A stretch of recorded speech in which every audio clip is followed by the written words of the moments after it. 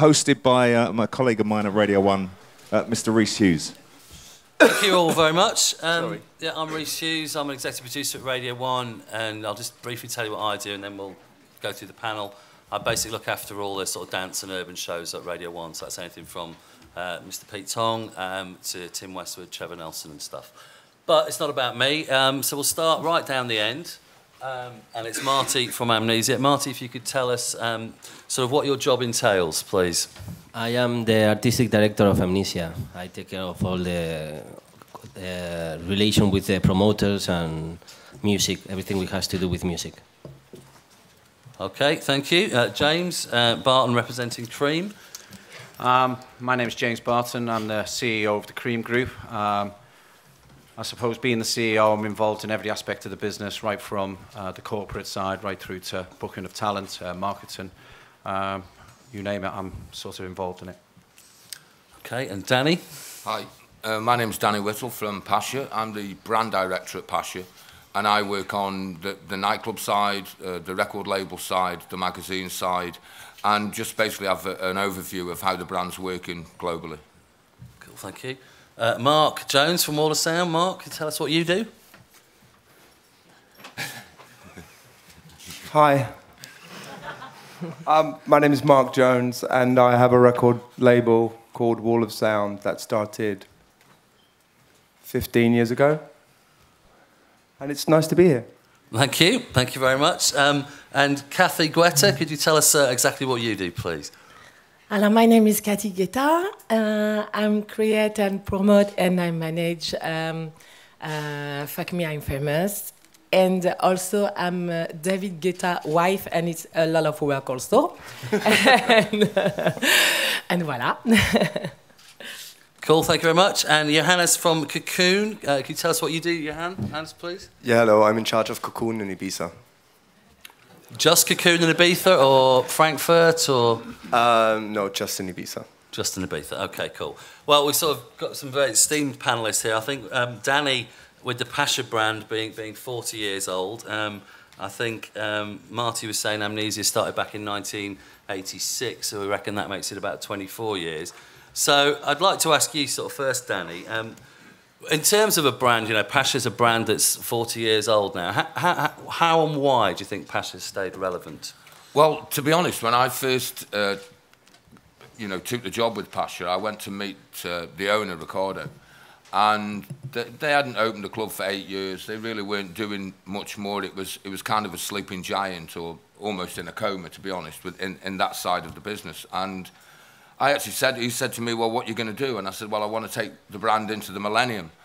And he said, what brand? So, I don't think he even realised that he got a brand at that point. I think he was still very much thinking, as he calls himself, he's a discoteca, as somebody who runs a disco, and that's what he really does. So I think it was from that point, really, from 2000 onwards, that we really started to see Pasha as a brand. And the priority, really, with us, when I got there, the priority was to become more international. We were very Spanish at the time. We had a club in Portugal and we had a club in Buenos Aires. So really my first aim was to take Pasha into capital cities, into the major cities around the world, and really establish ourselves more internationally, which is what we did. And then whether you're talking of London or New York or Marrakesh, these are the clubs that we opened.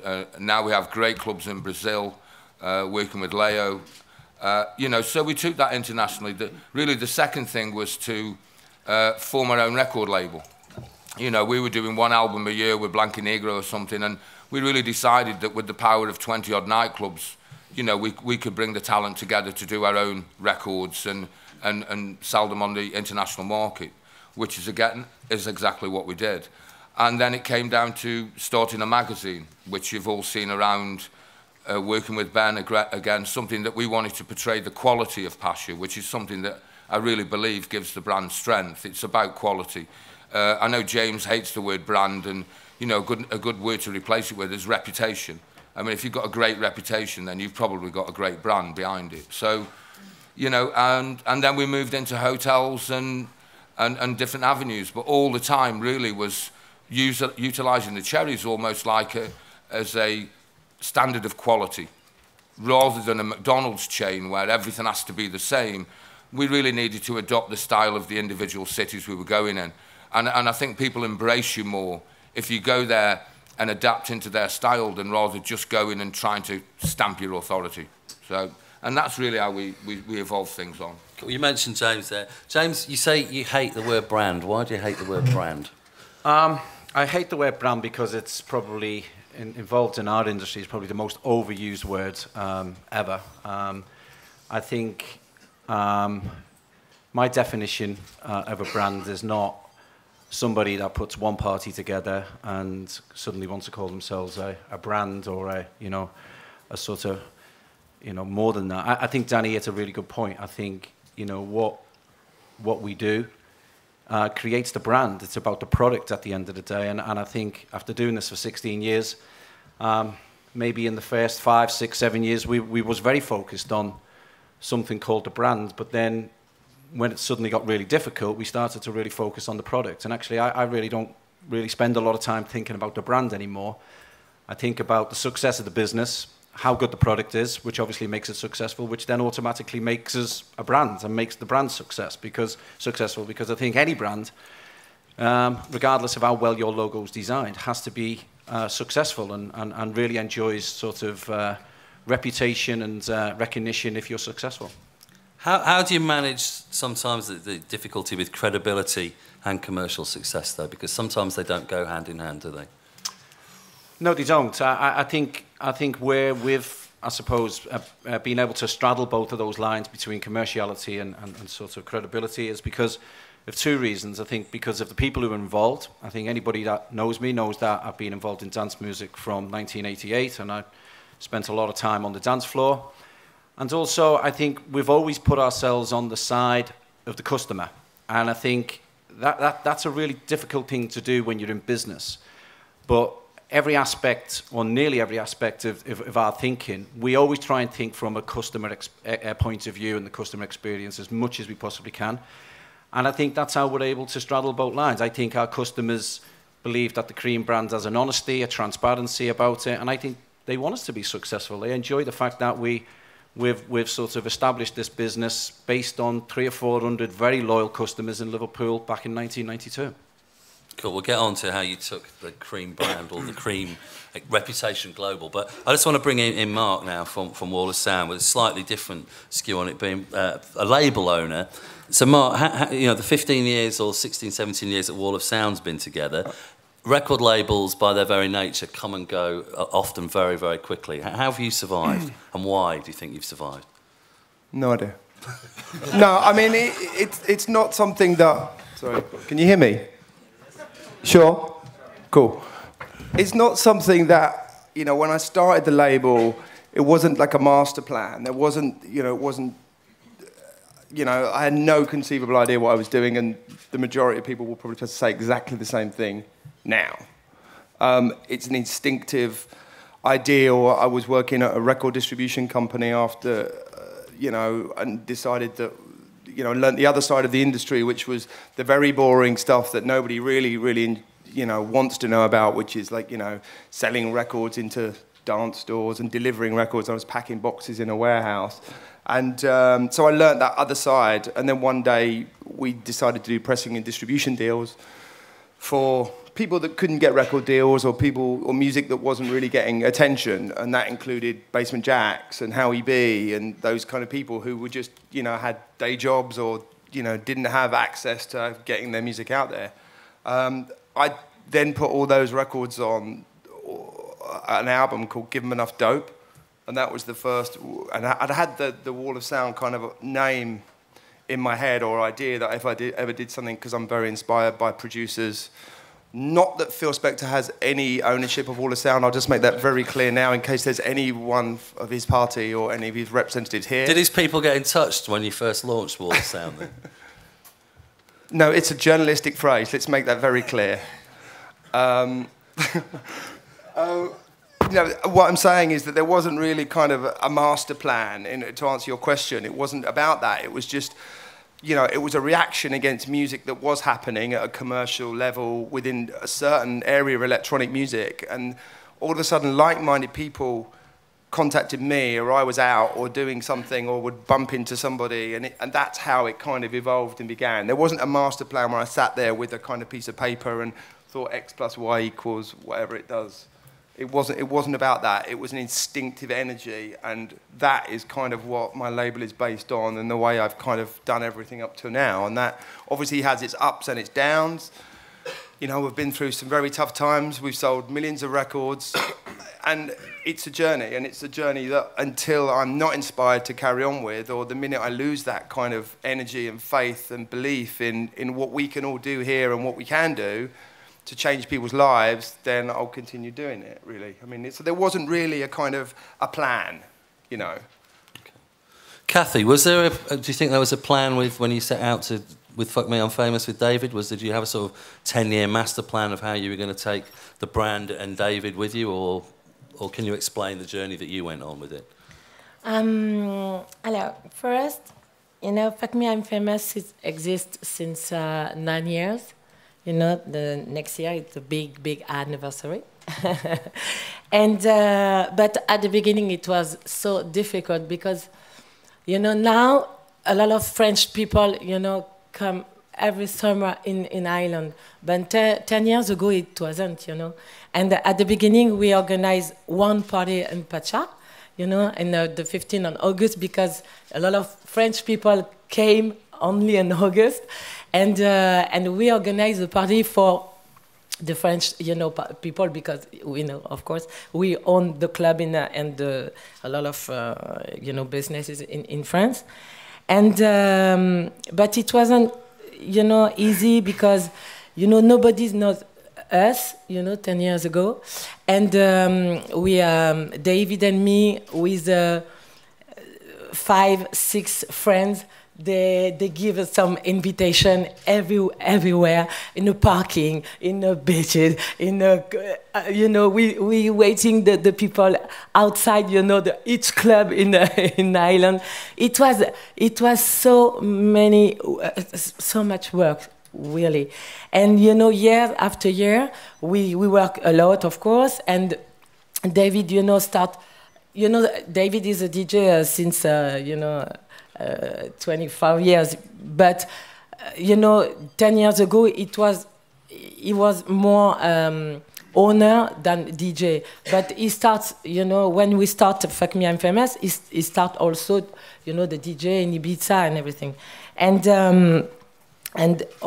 David, you know, thinks if we organize a party in Ibiza in the middle of the, you know, the English party or you know, or the Italian people and everywhere and everybody, you know, we need to find the right and the, you know, the special things, you know. And he you know, he start with the French touch, and at the beginning we are with us Daft Punk and Cassius, and you know, because they are friends of us, and also, you know, Fuck Me I'm Famous is a special party because it's David and me. We are the couple, and I love, you know, the dancers. I love the decoration. I love fashion. I love, and we, you know, we own the club in like Les Bains Douches or Le Palace in France, and I know a lot of celebrities and people from fashion industry. And didn't you worry about the name? Didn't you worry about the name? I mean, that's quite, you know, as a brand. Fuck Me I'm Famous. Yeah, and also because, you know, in France we own the club like Bains Douches, and a lot of celebrities and famous people came, and that's why David find, you know, Fuck Me I'm Famous, because, you know, we see when the people, you know, are famous, it's easier for for them to find somebody, you know, to fuck normally, yeah. And that's it. Normally, I know. We've got to applaud the honesty there. Come on, round of applause for the honesty. All right, that's quite a good point to move on, I think. And that's why. And you know, and Fuck Me I'm Famous is combination, because we are a couple, and combination, you know, about the quality for the music. Alors, we start with only the French DJ with David, but now it's It's not a French DJ. Of course, we have you know, Bob Sinclair and Martin Solveig, French people, but also this summer it's Coca Disco and you know, and Les Bacluc and you know, a lot of voilà, DJ, but they are not French. And it's combination with the quality music, of course, and Davis is superstar DJ now, is massive, and with, you know, with me, because me, I love the hospitality. When I organize Fuck Me, I'm Famous, you know, I control everything, the promotion, my staff, you know, from the promotion, it's beautiful and cool people. They give some candies, they give some gifts, they give, you know, we spend a lot of money about the promotion.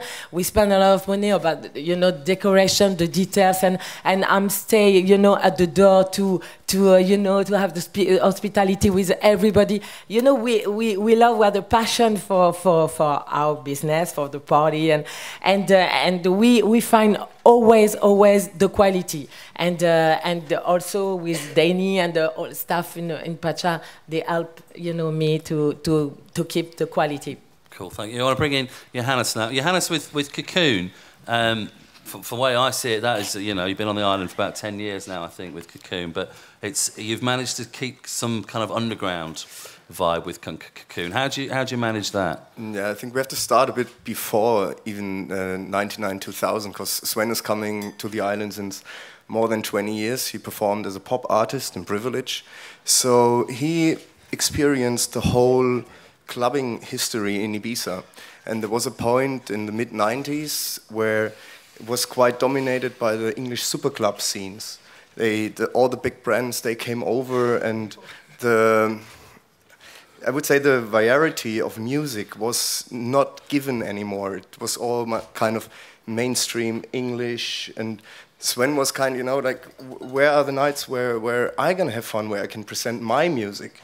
And then there was a party in '89, hosted by Marte in Amnesia, and they invited Sven, and they were talking exactly about this point. And then Marte said, like, yeah, Sven, then why don't we do something together? You know, come to the island next year, we're gonna give you 4 Mondays, and yeah, let's try something new. Let's try to open the market again. And Sven agreed, so he was talking to his DJ colleagues, especially Richie Horton, Ricardo Villalobos, and they had a little kind of meeting saying, like, hey, should we do it? Would you support it? Would you be up to it to go to Ibiza to start something new? Talking about the sound. And yeah, they were all up to it, and then we started in '99 with 4 parties. It turned into like a successful experience, and then the year after, it was 2000, and we started with our first season. We did 14 parties, and not everybody was like saying like, oh yeah, this gonna work. More people were saying like, oh, Monday it's Manumission and it's the biggest night on the island. I mean, Sven is just crazy. He comes with this underground German techno, Detroit. What does he want? And in the beginning it was quite difficult because the Amnesia, I remember nights on the terrace, Ricardo was playing, there were 50 people. And the barman came like asking, hey Ricardo, can you please change the music? We can't sell drinks. This is too experimental. This is too deep. Please play some uplifting music because we want to sell drinks. And we said like, hey, listen, you go to the bar and we do the music. And so step by step, year after year, we were believing in that what we are doing. And yeah, we always try to be as much authentic as possible. And yeah, cool. Now we're sitting here 10 years. Well, that seems quite a good place to bring in Marty from Amnesia. So Marty, when you've got a German underground techno night there and it's just 50 people on the terrace, you've got to be a bit worried about that, haven't you? What did your dad say? Well, at the beginning, the reality is that I am a big fan of Sven, so I was the first one in the terrace, like listening to the music and in the main room with Sven. So I mean, I was like protecting them because I thought they had future.